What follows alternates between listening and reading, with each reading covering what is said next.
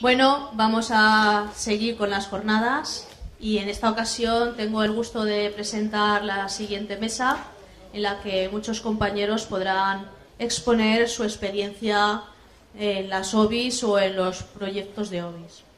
Para empezar, toma la primera palabra Juan José Maraña, que es de Vigalicia y vocal de la Federación de Vida Independiente. Cuando quieras. Hola, buenos días.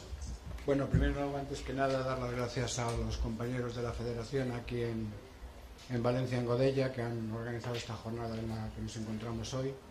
Al Ayuntamiento de Godella, que también ha hecho un extra que es muy de agradecer. Y bueno, en mi presencia aquí viene un poco a contar la experiencia de cómo hemos montado, cómo hemos intentado montar la Oficina de Vida Independiente en la Comunidad Autónoma de Galicia, aunque hay otra perteneciente al movimiento asociativo en Galicia, pero la que está más vinculada al movimiento de vida independiente sería la de Vigalicia, Vida Independiente de Galicia. Yo tengo la teoría de que las cosas en el ámbito en el que nos movemos, en ocasiones hay que repetirlas con tanta asiduidad, porque es el único aliciente que nos queda, que a base de la repetición el pozo de lo que nos interesa quede en alguna medida en las instituciones y en las conciencias de quienes tienen que tomar decisiones, ¿no?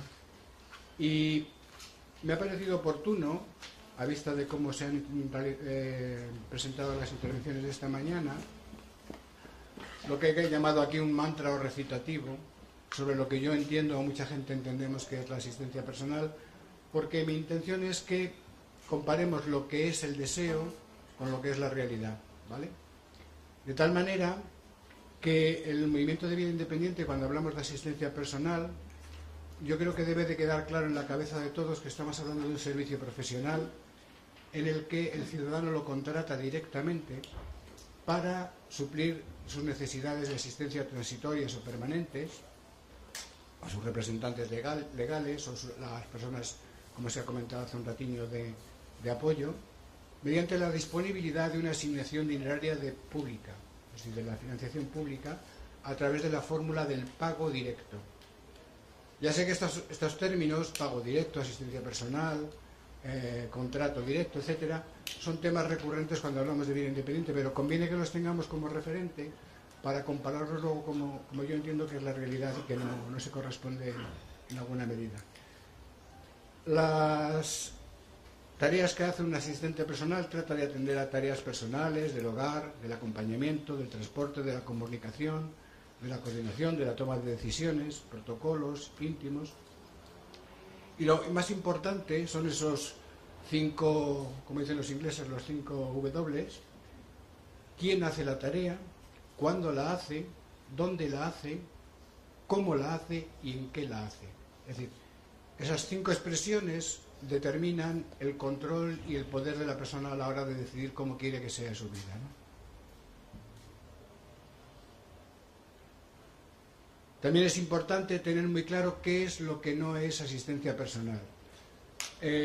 Aquí he robado una presentación del compa de Suecia, de Alois Raska, que dice lo que no es asistencia personal, porque a base de que sea un uso determinado ya por los servicios profesionales, por las administraciones públicas, en mi opinión se ha contaminado en tal grado y medida que parece que casi todo viene siendo asistencia personal y conviene definir qué no es asistencia personal, por lo menos desde nuestra óptica. No es asistencia personal la familia, los amigos, los vecinos, los voluntarios, comprometer tu asistencia cuando no tienes posibilidad de elegir, no son las instituciones, no son los servicios municipales de ayuda in extremis, no son las ONGs que se han especializado en la provisión de esos servicios. Por supuesto, no es asistencia personal la empresa privada, salvo que tú tengas el control directo sobre la persona designada. Y lo que no es asistencia personal es las fórmulas residenciales con servicios anejos, los centros de día, todas estas fórmulas teóricamente innovadoras que se están dando en los últimos tiempos. Pero sobre todo no es asistencia personal lo que remarca Adolf ahí abajo, que no es cuando tú no puedes decir quién trabaja, si es para ti, dónde, cuándo y cómo. Si tú no puedes decidir esos términos, eso no es asistencia personal. Y tampoco es asistencia personal si estás recibiendo un pago en especies, estás recibiendo la especie de la asistencia personal y no el dinero directo. ¿vale? Bueno, Vigalicia es una oficina de vida independiente, es una fórmula hispana, por llamarlo de alguna manera, de los centros de vida independiente que se empezaron a constituir en Berkeley, en Estados Unidos, cuando empezó la movida del movimiento de vida independiente en los años 60 en California. Y es una fórmula porque, bueno, aquellas eran unas entidades que trataban de cubrir todo el espectro de necesidades de las personas con diversidad funcional, desde coger un soldador, reventar un tubo y hacer una adaptación en una silla de ruedas, o habilitar la enfermería de la universidad para que pudieran residir personas con discapacidad y atender los estudios universitarios. De tal manera que cuando esa fórmula se ha procurado europeizar un poco y ha llegado vía de los países del norte, podemos decir que una OBI es un centro de vida independiente, pero más entendido como una agencia de servicios sin fin de lucro, autogestionada por los perceptores. Esto que parece una fruslería no lo es decir, nadie mejor que el que recibe y da un servicio sabe de qué estás hablando, ¿vale? Porque a la hora de priorizar algo que te posibilita tener o no tener una vida independiente, salir a la calle o no salir, disfrutar de los mismos servicios ciudadanos y civiles que los demás ciudadanos, si no es una persona con diversidad funcional, difícilmente va a sintonizar en la medida en la que eso sea un valor para ti, ¿no? Y sobre todo una OBI lo que trata es de hacer un consumo responsable del servicio, ejercitarte en el control de ese servicio y sobre todo emanciparte, empoderarte para gestionar tu propia vida, ¿no? Bueno, esa es la teoría. Así a grandes brochazos, supongo que os suena más o menos a todos. Y luego viene la realidad. Yo he titulado esta diapositiva Arenas, Logos, Amigos y Dineros porque es un poco la historia que resume la Oficina de Vida Independiente en Galicia.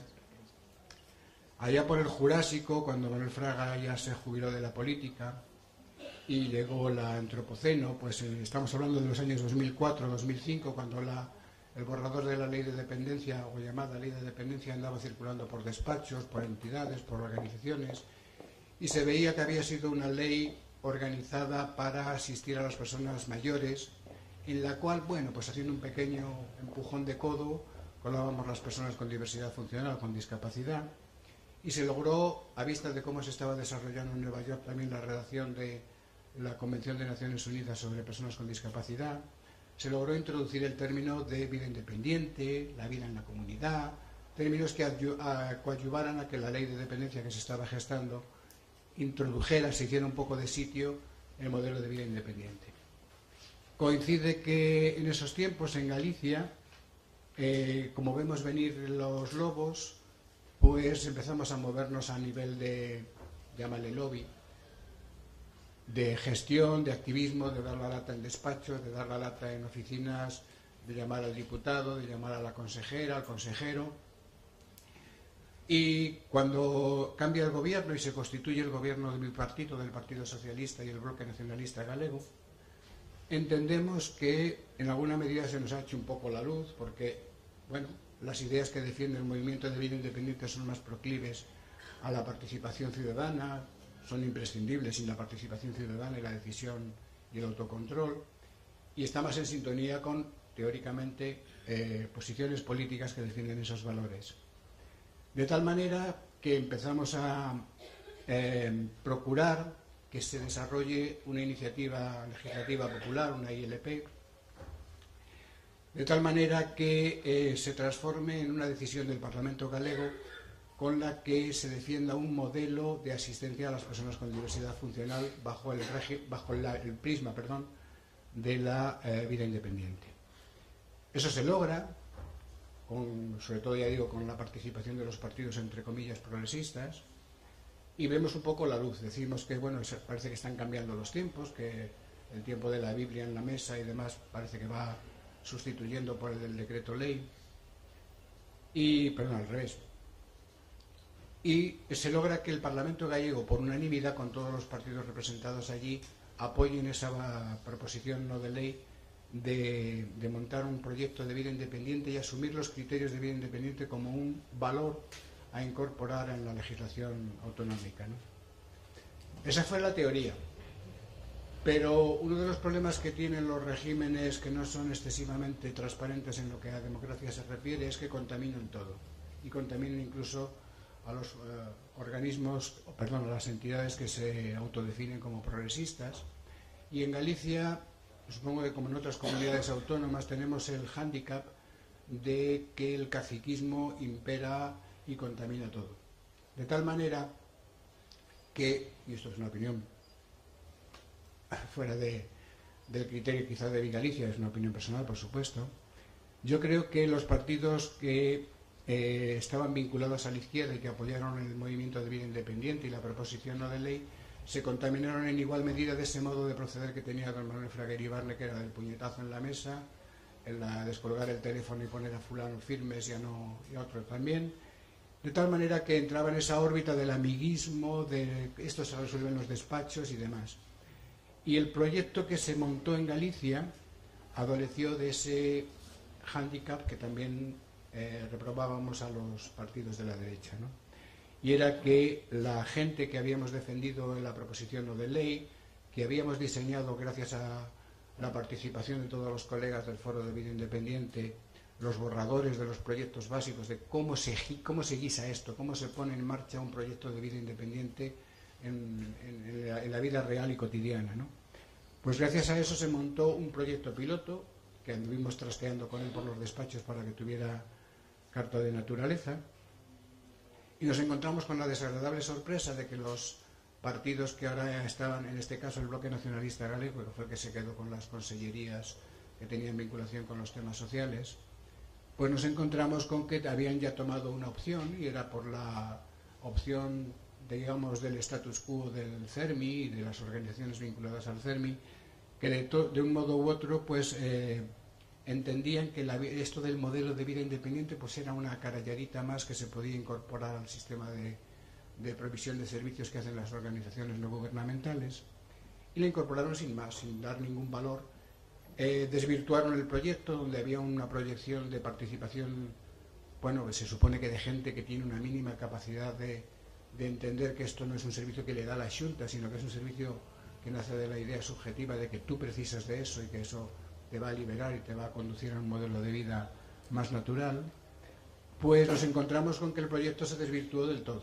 Los criterios de selección de las personas, de cómo se tenía que hacer, cómo no se tenía que hacer, quién decidía qué, de tal manera que el proyecto inicial y que estaba planeado por gente del movimiento de vida independiente ese grupo se vio apartado del proyecto, y se montó, como veis ahí, pues bueno, un programa que tuvo unos tintes asistenciales que se apartaban radicalmente de la idea primigenia con la que nos habíamos movido desde los años 2004, y que se apartaba, si leéis algún día tenéis opción de consultar la proposición no de ley que se aprobó por la mayoría en el Parlamento galego, la realidad y lo que se aprobó en el Parlamento galego no tenían ningún viso.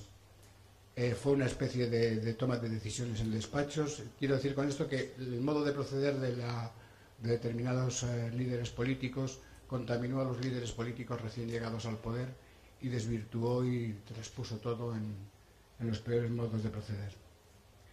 Y sobre todo se planteó de tal modo y manera que dejaba abierta la puerta a lo que ahora mismo estamos empezando a oler en Galicia, que es a la pura y dura privatización de los servicios que antes eran públicos y que ahora empiezan a dejar de serlo, ¿no? Y que es la amenaza que está en el horizonte inmediato para más de nosotros. Y que lo que tenía que ser un modelo de asistencia del estado de bienestar se va a convertir en un modelo, como dicen, de un nicho de empleo, un nicho de negocio para las empresas de servicios vinculados a la asistencia social, ¿no? O a los servicios sociales. ¿Y qué demonios pintamos ahí en ese mare magnum? Pues viendo venir las cosas, viendo que las organizaciones vinculadas al status quo del movimiento asociativo acaparaban la gestión, sobre todo los dineros, que todo iba derivado a la formación, que todo iba derivado a los servicios paralelos a lo que es la propia gestión del servicio, pues vimos que aquello se estaba apartando de la idea primigenia, de la idea que nos había motivado a mover carros y carretas de años atrás en la provisión de un servicio de asistencia personal en Galicia. Y apostamos por hacer una tontería, porque solo nos proporciona dolores de cabeza, la verdad sea dicha, que es intentar llegar a la autogestión del servicio sin constituir ningún chiringuito más para ningún amiguete más, y que todos los dineros que se puedan conseguir para la provisión de horas de servicio en la vida diaria.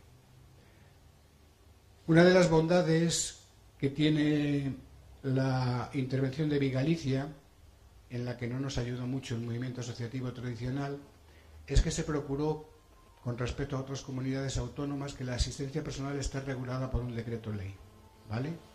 Ese decreto está publicado desde el 2010 y en alguna medida significa un asentamiento, entre comillas, porque todo es mudable, de que la asistencia personal tiene un soporte legal que en otras comunidades autónomas está vinculada, pues bueno, a proyectos más o menos financiables según vengan los tiempos de los dineros, y que, como veis ahí, nos decidió a lanzarnos tirarnos al río en el 2007, entendiéndolo como una asociación pura y dura, porque no queríamos montar ninguna empresa más, que bastantes hay, ni siquiera vinculada a lo que el resto de la gente entiende como que son las empresas de carácter social, que llaman el tercer sector, o deben llamar así, porque al fin y al cabo no pasa de ser una empresa, y estamos hablando de la provisión de los recursos necesarios para tener vida, vida independiente. De tal manera que Vigalicia lo que nace es como una organización con estatus de asociación simplemente, en la cual lo que tratamos es de que las personas que perciben asistencia personal gestionen todo aquello que es farragoso y que es un enredo y que es un fastidio a través de lo que se ha dado en llamar una OBI, una oficina de vida independiente, es decir, gente que sabe de qué comida estás hablando cuando te sientas a la mesa, te ayude a comértela. Y nos ayudamos unos a otros. Somos muy poquitos, muy poca gente, y los objetivos son esos, es decir, apartarnos de las alternativas al internamiento familiar, residir en la casa y sin poder salir de ella porque papá o mamá envejecen y no pueden echarte una mano, o acabar en la típica residencia. Sobre todo fomentar la idea de que la gente tiene capacidad de decisión sobre su propia vida, como se ha comentado aquí esta mañana, y sobre todo proveer esa asistencia que es la que desanima a mucha gente, incluso la que está en entornos residenciales, a optar por un modelo de vida independiente, que es la parte farragosa de cómo me como yo el bocado que me han dado en la xunta, que lo ven así, pero bueno, que es la asistencia personal, ¿vale? Formar a los usuarios y a los asistentes personales. Ahora en Galicia estamos también empezando a ver que con la llamada recuperación económica parece que vuelve a fluir el dinero para la formación, y nos encontramos con esos cursos mastodónticos que parecen un curso de posgrado más que otra cosa, donde a un asistente personal se le supeditan horas y horas de formación para lo que nunca fue necesario, simplemente que se aparta la gestión de la formación del usuario, ¿vale? Y sobre todo entendemos que en Vigalicia uno de los valores que no se fomenta en otros entornos es el apoyo entre iguales, es decir, yo tengo un problema, gente que tiene ese problema o que ha pasado por él son los mejores asesores y los mejores individuos que pueden intervenir sobre él. Bueno, esa tontería que he puesto ahí de la vaquiña por lo que vale es una expresión muy galega, de que sí, tú dime lo que sea, pero lo que cuesta es lo que cuesta. Pues la vida independiente cuesta 1.300 euros. Tiene valor. 5 horas de vida tienen 1.300 euros de costo. ¿Eso qué quiere decir? Quiere decir que alguien ha echado cuentas de que nuestra vida vale 1.300 euros al mes. Así de puro y duro. Ni más ni menos. La regulación, como he comentado antes, de la asistencia personal en Galicia está en función del decreto 15 del 2010. Tiene bondades, que todo hay que decirlo, que han sido logradas a base de comer la cabeza a los consejeros, a las conselleiras y conselleiros que han pasado desde el 2000, ya no me acuerdo, del 2007 hasta la actualidad, para que entendieran que no podía estar todo supeditado a programas específicos, a programas especiales, a la voluntad política del partido de turno, sino que había que asentarlo sobre un documento legal reconocible por cualquier gobierno que pudiera venir. Aún así no lo hemos logrado en la tesitura que nos interesa, y como veis ahí, el decreto tiene ventajas sobre la ley de dependencia, o llamada ley de dependencia, que no condiciona que se esté trabajando o estudiando para hacer la solicitud del proceso, los servicios de AP. Se tiene en cuenta la renta personal, es decir, van a echar números sobre tu vida y tus dineros. el patrimonio que tienes. Y el tope, te pongas como te pongas, van a ser 1.300 euros. Todo hay que decir que en los últimos envites que hemos logrado dar a la Xunta se ha llegado a un máximo de 1.495 euros, que implica si tú precisas de asistencias de horas nocturnas, festivas, de vacaciones y demás. Pero también hay que decir que no siempre se logra, que es tan sumamente casi graciable por los equipos de valoración que te den esa cantidad, que rara vez se consigue, ¿vale?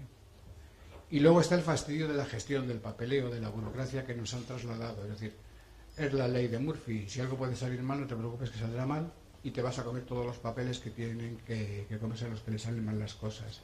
Y en nuestro caso es andar a vueltas con todo el papeleo que conlleva cada 4 meses justificar, primero, que continúas en el servicio, todas las justificaciones bancarias de que has hecho los pagos pertinentes, etcétera, etcétera. Y además varían según qué provincia. El funcionario que está atendiendo a la asistencia personal de Pontevedra no considera los mismos papeles que los considera el funcionario que está teniendo el servicio en la provincia de La Coruña, por ejemplo. Es un pequeño engorro, también es...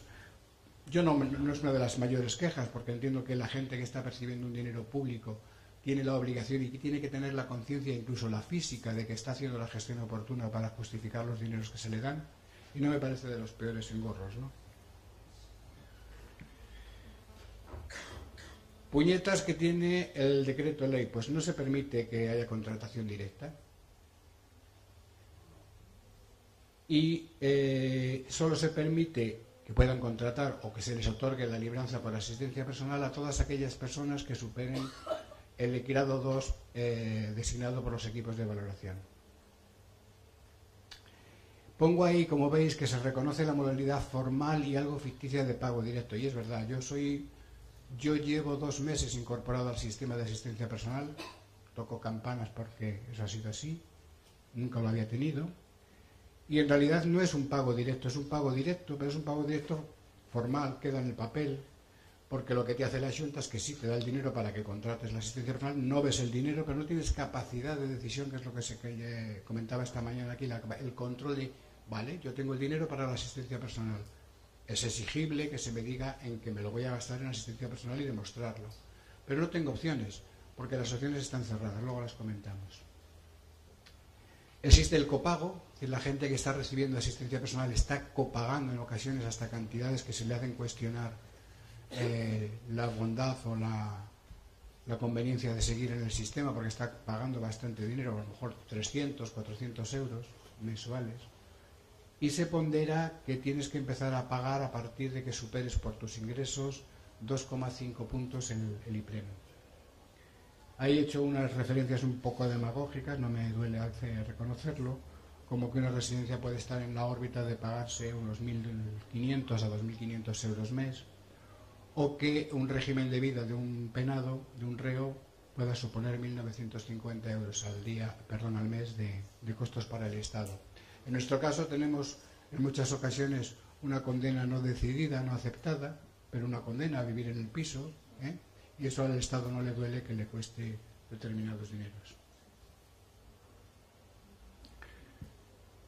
Esto que he puesto aquí de la mecánica de la rueda, bueno, simplemente para que entendáis un poco cómo funcionamos y que no tiene ningún misterio. Me imagino que en otras comunidades autónomas donde hay asistencia personal puede variar poco más o menos, pero viene siendo la misma historia.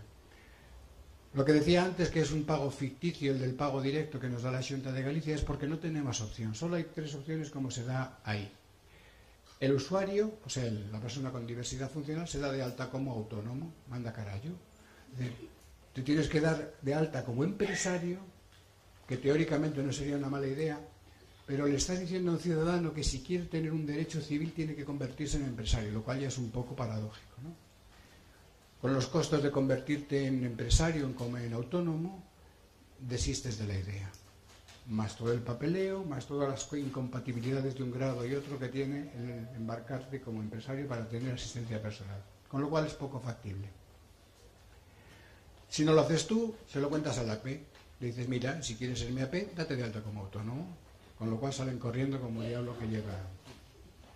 Porque es una engorra de papeles, es un gasto añadido a una actividad profesional que generalmente no es la única, porque lo que siempre olvida el sistema es que la asistencia personal Primero, está casi siempre desenvuelta por mujeres, lo cual ya da indicativo de cómo funciona la cosa. Y generalmente es una actividad supletoria y que trata de compatibilizar otra actividad profesional porque no llega para llegar a fin de mes, aunque con los tiempos que corren, casi sí. Y el usuario contrata los servicios de asistencia personal, que es la fórmula estándar. Y aquí es donde se abre la boca del lobo. Una, lo contratas por una entidad como Vigalicia, que es una asociación que está en la frontera entre la empresa y la ONG, sin querer ser ni una cosa ni otra. Te vas a las empresas de servicios, con lo cual te van a poner unos costes salariales impuestos sobre lo que tú puedes pagar, que va en detrimento del número de horas que vas a poder recibir, es decir, tu vida se sigue reduciendo. O te vas a la típica organización del colectivo que todos conocéis, del entorno CERMI, que viene a funcionar como empresa y que te dice lo mismo. Yo tengo unos gastos de administración y de gestión que van en cuenta de lo que puedes pagar en la factura diaria. Con lo cual, no es por defender nuestro modelo, pero es el menos malo de los malos. De tal manera que una AP, cuando va a la OBI de Vigalicia, tiene que hacer todas esas tareas que podéis más o menos decidir ahí. Él es el encargado de buscar, seleccionar, formar, pactar, organizar y distribuir con total libertad y confidencialidad cómo se debe ser dispensado el servicio. Es decir, te buscas la vida con tu AP. ¿Qué recibes de la OBI? Asesoramiento. ¿Cómo mantener una entrevista de trabajo? ¿Cómo desarrollar una entrevista y seleccionar al mejor AP? ¿Vale? La OBI te apoya. Pero no puede darse el caso, como se da en Galicia, de que hay organizaciones no gubernamentales del colectivo tradicional que te quitan y te ponen el AP. Alguien en algún despacho en algún momento decide que si ya llevas pocos dineros para pagar un AP, encima te van a decir cuál va a ser el AP y si te conviene o no te conviene. Eso no es tolerable. Ay. Puedes solicitar asistencia para estos fines, etcétera. Bueno, es el que informa cuando ha seleccionado al personal, es él quien informa a OBI, en este caso a Vigalicia, de que fulanito quiere que sea su AP. Y la oficina de vida independiente lo que hace es contactar con esa persona, formaliza el contrato y los únicos costos que tiene para el usuario son los derivados de la propia formalidad del contrato. Ir a una gestoría, formalizar un contrato, el alta en la seguridad social, todos los gastos pertinentes que siempre son los mínimos. Siempre buscamos una gestoría que trabaje con los costos más baratiños para que todo el dinero que queda se transforme en horas de servicio, ¿vale? Y naturalmente el pagano, como es la Xunta o es el erario público, es competencia del usuario y por decreto ley el que tiene la obligación de informar a la Xunta que ha procedido al pago de los servicios de asistencia personal, ¿vale? Esa parte no la puede hacer la OBI. ¿A qué se obliga el usuario? Pues como veis ahí, a pagar la factura, por supuesto, porque OBI es un mero gestor de generar la nómina para la persona que ha contratado ella y pagarle, contribuir a los gastos estos que comenté. Ay, perdón, que voy. De parte de ella. Vale. Siempre me enrollo con una persona, disculpad. Bueno, veis ahí que simplemente son todos los gastos derivados de la propia gestión los que conlleva que la persona se haga cargo de la tarea que va a desempeñar su AP. Hay una pequeña parte que es la parte de la frontera que no hemos cruzado nunca y como veis ahí comento que hay una pequeña cantidad que se detrae para gastos de contingencia. Quiere esto decir vacaciones, un despido improcedente. ¿Quién paga eso? Pues hay que detraer una pequeña cantidad de la contribución del usuario para que en el hipotético caso de que eso suceda, esa cantidad esté disponible. Esa cantidad cada usuario la tiene en la cuenta corriente de OBI Galicia disponible para cuando la precise y se deduce de su aportación. Bueno, lo que veis ahí es cómo funciona el sistema. Papeles y paciencia, se solicita el servicio, hay un equipo de valoración que yo no me creo que exista, que generalmente es un ordenador conectado a una línea de internet de la Xunta y te dicen que le ha visto un equipo de valoración, yo no lo creo, pero bueno. Te dan un grado y un porcentaje y en función de él, si tienes suerte y suena la campana, percibes la libranza de asistencia personal. El relato que tenéis a la derecha, que son los servicios de la cartera de servicios que reconoce la Xunta de Galicia, y este proceso a las personas que tenemos grado 3 puede demorarse, como en mi caso, 2 años. Si entre tanto no te mueres, tienes suerte.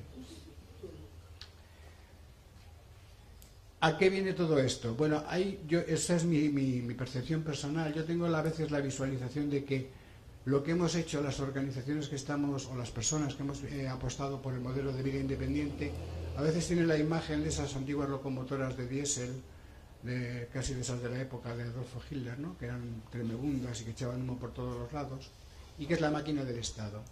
Y tú tienes la opción de que esa máquina vaya por una vía o vaya por otra. Y el modelo de vida independiente viene a ser ese tornillito puñetero que has puesto en la máquina y que puede hacer que la máquina vaya hacia un lado o hacia otro. Personalmente creo que no lo hemos conseguido. Personalmente creo que nos ha faltado didáctica.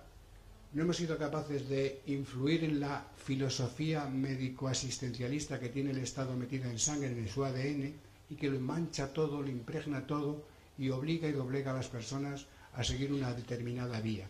Y lo que en muchas ocasiones hemos conseguido es que esa piececita que hemos introducido en la máquina del modelo de asistencia social, del estado de bienestar que conocimos, le ayuda incluso a hacerse portador de ideas que son exógenas a él, que no son de él, como es el movimiento de vida independiente, de tal manera que todo para el Estado o para las organizaciones paraestatales parecen circular en esa frontera débil de lo que es vida independiente y lo que no es. Y sobre todo estamos asistiendo, y lo veremos más en el futuro, a una mercantilización de un derecho que se nos reconocía por ley. De tal manera que quien tenga dinero tendrá asistencia personal y quien no, no lo tendrá.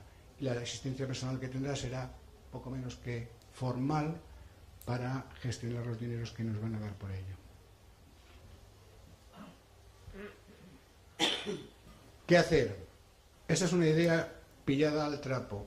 Yo creo que sí podemos intervenir en las personas con diversidad funcional. Hemos logrado que la idea apareciera en determinadas leyes. Voy acabando.